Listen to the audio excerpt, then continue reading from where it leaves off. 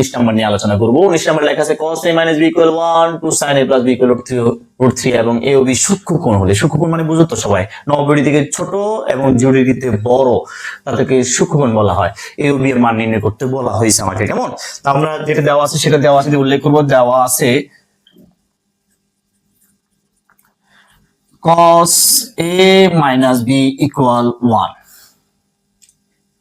এবং আরেকটা দেওয়া আছে 2 sin a plus b equal √3। কেমন? এটাকে 1 নং সমীকরণ দাও, এটাকে 2 নং সমীকরণ দাও।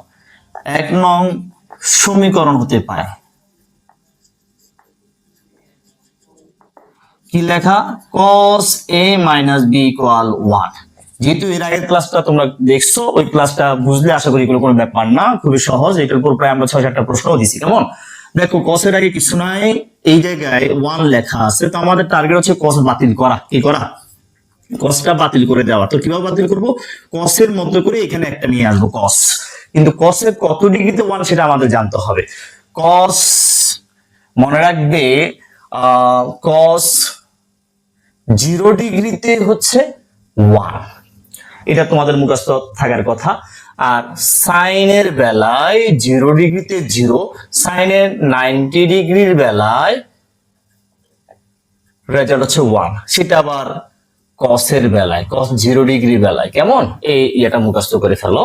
তাহলে এইখানে আমরা লিখবো cos কত ডিগ্রি?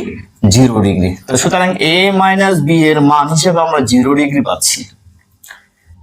উভয় পক্ষে cos cos মিলছে না, যেহেতু এখানে 1 ব্যতীত কিছু নাই, এখানে 1 ব্যতীত কিছু নাই, সেই হিসেবে cos বাতিল করা যাবে। তাহলে থাকতেছে a minus b equal 0 degree.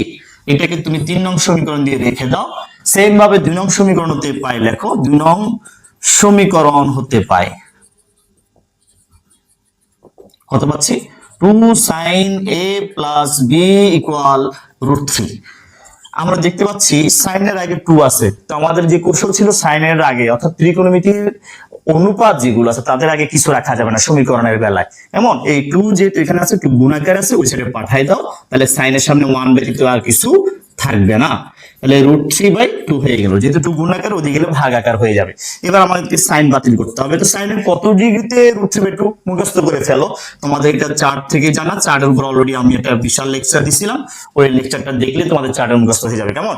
সেখানে আমরা উল্লেখ করছিলাম sin 60 ডিগ্রিতে √3/2 বাবা, সাইন নোটটাও লিখে দিবা, sin 60 ডিগ্রি সমান সমান √3/2। সাইনের আগে 1 ব্যতীত কিছু নাই, এই সাইনের আগে 1 ব্যতীত কিছু নাই, তাহলে সাইন সাইন বাতিল করা যাবে। সুতরাং a plus b এর মান তুমি পাবা 60 ডিগ্রি। এটাকে তুমি 4 নং সমীকরণ দাও। এই 3 এবং 4 যোগ করলে এর মান পাবা, বিয়োগ করলে b এর মান পেয়ে যাবা। তাহলে আমরা কি লিখব? এখন 3 নং ও 4 নং যোগ করে পাই। তাহলে যোগ করলে কি আসছে? a minus b সাথে আমরা যোগ করব,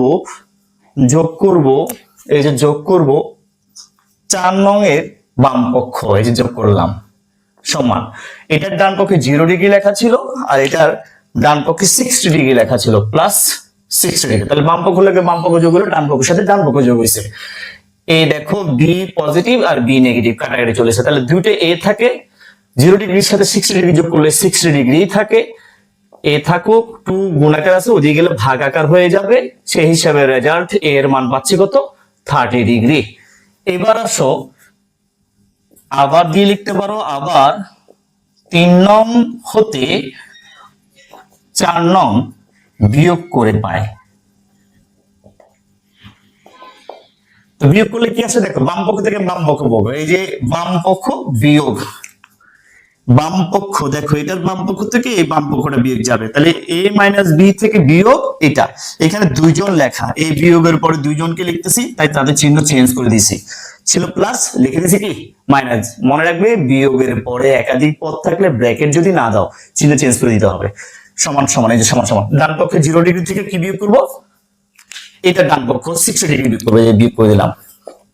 এখানে রেজাল্ট কি আসছে দেখো, a নেগেটিভ a পজিটিভ কারে চলে গেছে, মাইনাস বি একই রকম চিহ্ন হলে যোগ হবে, ভিন্ন চিহ্ন হলে পার্থক্য হবে। যেহেতু একই রকম চিহ্ন তাই যোগ হবে, একটা বি দুইটা বি হবে, চিহ্নটা ঠিক থাকবে।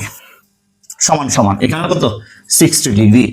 পরের লাইন বি থাকুক, -2টা গুণাকারে ছিল, ওদিকে গেলে -2টা ভাগাকার হয়ে যাবে কার সাথে, -60 ডিগ্রির সাথে।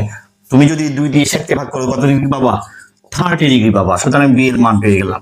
তাহলে আমাদেরকে বলছে এ ও বি এর মান নির্ণয় করতে, তাহলে আমরা সুতরাং নির্ণয় মান এ ইকুয়াল কত পাইছি আমরা, 30 ডিগ্রি, এই যে 30 ডিগ্রি, এবং বি ইকুয়াল কত পাইছি, 30 ডিগ্রি। এটাই আমাদের আনসার। আমার মনে হয় তোমরা আমার কথাগুলো বুঝে গেছো।